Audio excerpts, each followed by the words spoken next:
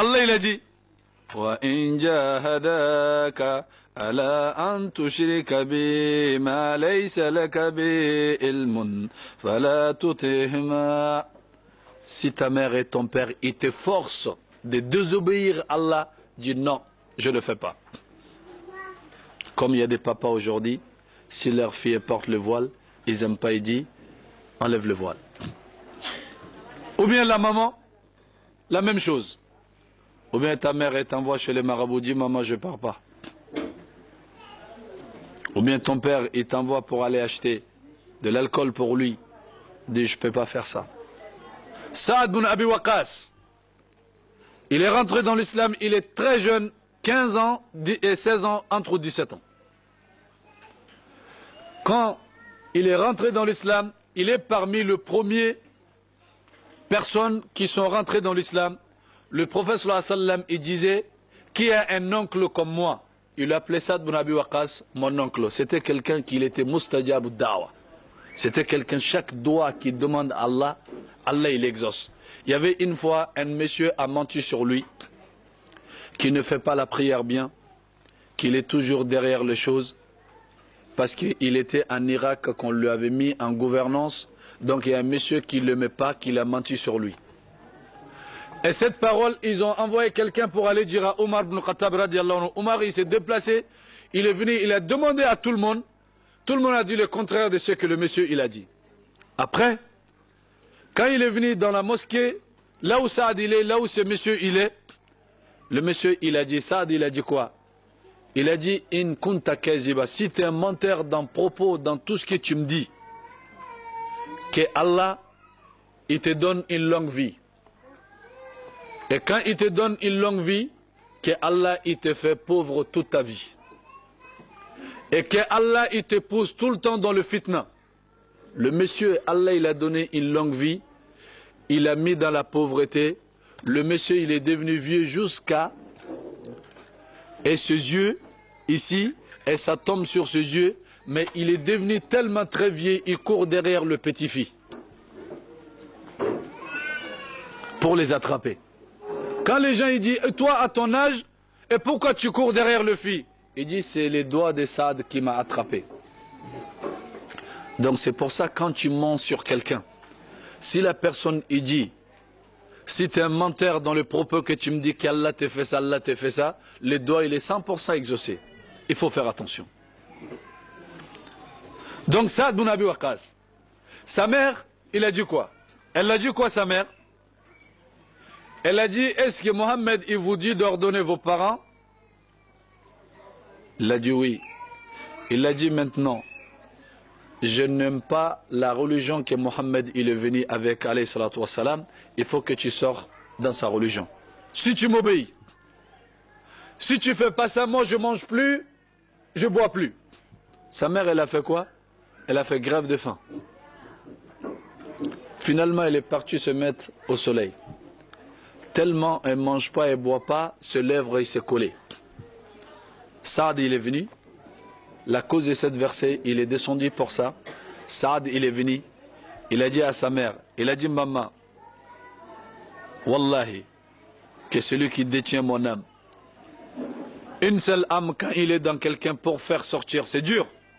Il a dit que Allah il te souffle 100 âmes qui retire l'un derrière l'autre la souffrance qui est dans ça, même si cela se fait devant moi pour que je sors dans la religion de Mohammed, pour que tu n'arrêtes pas de souffrir comme ça, Wallah je ne le ferai pas. Si tu manges, mange. Si tu ne manges pas, moi je ne sors pas.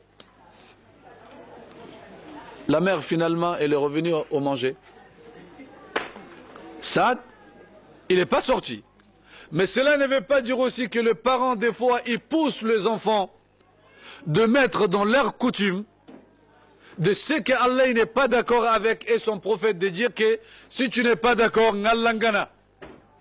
que si tu n'es pas d'accord, je vais te maudire. Si le père et la mère étaient maudits sur la raison, ça, la malédiction, ça va te toucher. Mais si le papa et le maman étaient maudits alors qu'ils n'ont pas de raison, ça ne va rien faire. Les parents, ils ont leurs droits là où ils doivent s'arrêter. L'enfant aussi, il a ses droits là où il doit s'arrêter. Ça ne veut pas dire que c'est un enfant. Toi, tu dis il faut qu'il se marie. avec le fils de ton cousin ou bien le fils de ta cousine. Si elle refuse ça, tu vas la maudire. Si tu la maudis, ça ne marche pas. Hein. Il faut qu'elle soit d'accord.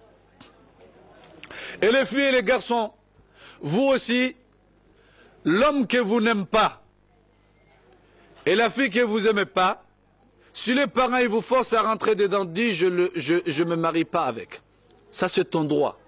Mais de dire, je veux respecter mes parents, de rentrer dans ce mariage, et demain, alors que toi tu ne vas pas rester dans ce mariage, la famille va être divisée à cause de ce divorce, c'est toi qui as causé la divorce. C'est toi qui as causé et cette division de la famille. Dès le début, avant de faire plaisir à tes parents, il faut que toi-même tu sois dedans, qu'Allah il est d'accord. De forcer une fille de le faire marier, la charia, elle n'accepte pas ce mariage. Avant que le mécréant il dit que le mariage forcé est condamné, le mariage forcé dans l'islam, elle est condamnée. Le prophète sallam il a dit, la jeune fille ne la fait pas marier sans la demander, que sans son autorisation. Et le prophète sallam il a dit, l'accord de la fille pour savoir qu'elle est d'accord, ça on le saura à travers de quoi? Il y a des filles, quand tu leur poses la question, elles peuvent dire que sans aucune gêne, j'aime pas. Ou bien si elle aime la personne, elle dit, je l'aime.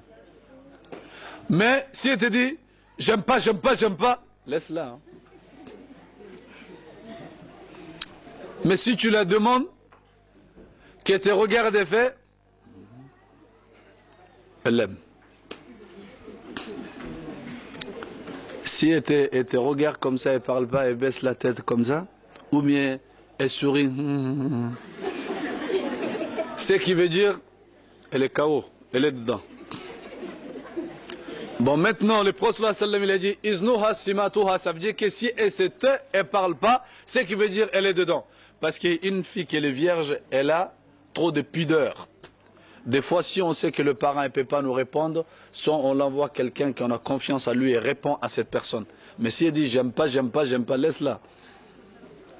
Bon, ils ont dit si elle pleure, qu'elle a des larmes, que ça coule, il y a deux traditions. C'est la maman qui peut nous traduire ses larmes. Si c'est larmes frais, des fois, la joie quand ça vient, comme on dit, c'est des émotions. Elle pleure. Donc là, quand tu pleures, là, ça c'est larmes, on appelle larmes frais. Il n'est pas chaud. S'il est très chaud, parce que le cœur, quand tellement on a mal, on a peur de répondre aux parents, des fois on pleure. Donc si l'arme il est chaud, c'est qui veut dire qu'elle n'aime pas la personne. Elle n'aime pas la personne. Donc, si on sait que les parents ils vont nous forcer de nous faire marier avec quelqu'un qu'on n'aime pas, dès le début, dit qu'on n'aime pas la personne. Parce que si on va leur faire plaisir de rentrer dans ce mariage, demain que nous on n'aime pas la personne, le mariage ça ne va pas continuer. Est-ce que tu vas enlever ta fille d'une personne que toi tu seras bien avec cette personne après? Le lien ils ne pourront jamais redevenir comme ils étaient avant. On est d'accord? Donc ça c'est des choses qu'il faut faire attention, de ne pas tomber dans cette piège. Tout ce qui est garçon, si le parent il dit va prendre une femme en Afrique, va toi-même tu prends ton choix dedans. Si la fille tu l'aimes, tu te maries avec. Si tu l'aimes pas, ne rentre pas par rapport au respect des parents, parce que ce n'est pas les parents qui vont faire le mariage à la maison. Si tu n'aimes pas la fille, tu vas la faire souffrir, c'est toi qui es gagnant dans le péché. Donc, côté de la fille aussi, de la même chose. Donc fais attention dans ça, de rentrer dans quelque chose qu'on n'aime pas, soyons clairs dès le début. Si on rentre par le gène, alors qu'on n'aime pas la personne, le danger qui est après ça, c'est encore plus grave que ce qui va venir. Ça, c'est plus grave. Au début, on n'a rien mangé comme argent, il n'y a rien. Donc là, si tu dis tu ne veux pas, alhamdoulilah, khalas, la famille reste comme elle était. Mais maintenant, toute la famille a dansé et on a fait des choses. Et demain, toi, tu dis tu ne veux pas. Et surtout, si on te voit encore que tu sors avec un autre garçon, on dit c'est lui qui t'a trompé. Donc ça, c'est des choses qu'il faut faire attention. Allah, il a dit comporte-toi avec le parent de bon comportement. واتبع سبيل من أناب إلي. Et sur le chemin de la personne qui obéit à Allah, qui se dirige vers Allah subhanahu wa ta'ala.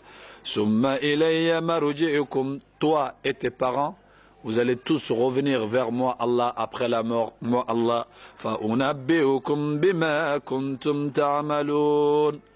Je vous informerai de tout ce que vous le faisiez dans dunya. Donc les parents et les enfants, chacun prend sa place. Si on veut que la maison soit bonne, donc là, le papa et le maman, soyons cléments, gentils avec nos enfants. Les enfants, soyez doux aussi avec vos parents, de ne pas leur mal parler. Donc Allah subhanahu wa ta'ala, il nous facilite, qu'il nous fasse comprendre. Donc tout ce qu'on a dit, que ça a été des bonnes choses, ça vient d'Allah. Si je dis quelque chose, que ça a été des erreurs, ça vient de moi et Shaitan. Donc la conférence s'arrêtera là, bi'iznillah, wa qulu qawli haza, wa astaghfiruka subhanaka Allahumma bihamdika ashhadu an la ilaha illa anta astaghfiruka wa atubu ilaik. Allahumma aqsim lana min khashyatika ma tahulu bihi baynana wa bayna ma'asik, wa min ta'atika ma tuballighuna bihi jannatak, wa min al-yaqin ma tuhun bihi alayna masa'ib ad-dunya, wa mattina bi asma'ina wa absarina quwwatina ma ahyaytana, waj'alhu al-warisa minna waj'al sarana laman zalamana, وانصرنا على من أدانا ولا تجعل مصيبتنا في ديننا ولا تجعل الدنيا أكبر همنا ولا مبلغ علمنا ولا تسلط علينا بذنوبنا من لا يرحمنا. اللهم إنا عبيدك وبنو عبيدك وبنو إمائك نواصينا بيدك ماد فينا حكمك عدل فينا قضاؤك نسألك اللهم بكل اسم هو لك سميت به نفسك وانزلته في كتابك أو علمته أحدا من خلقك واستأثرت به في علم الغيب عندك أن تجعل القرآن نور صدورنا وربيع قلوبنا وجلاء أحزاننا وذهاب همومنا وقمومنا. اللهم احسن عاقبتنا في الأمور كلها وأجرنا من خزي الدنيا وعذاب الآخرة. اللهم إنا نعوذ بك من جهد البلاء ودرك الشقاء وسوء القضاء وشماتة الأعداء. وصل اللهم على سيدنا محمد وسلم تسليما كثيرا وآخر دعوانا الحمد لله رب العالمين. أعوذ بالله من الشيطان الرجيم. وقضى ربك ألا تعبدوا إلا إياه وبالوالدين إحسانا إما يبلغن عندك الكبر أحدهما أو كلاهما فلا تقل لهما أف ولا تنهرهما وقل لهما قولا كريما واخفض لهما جناح الذل من الرحمة وقل رب ارحمهما كما ربياني صغيرا. ربكم أعلم بما في نفوسكم إن تكونوا صالحين فإنه كان للأوابين غفورا.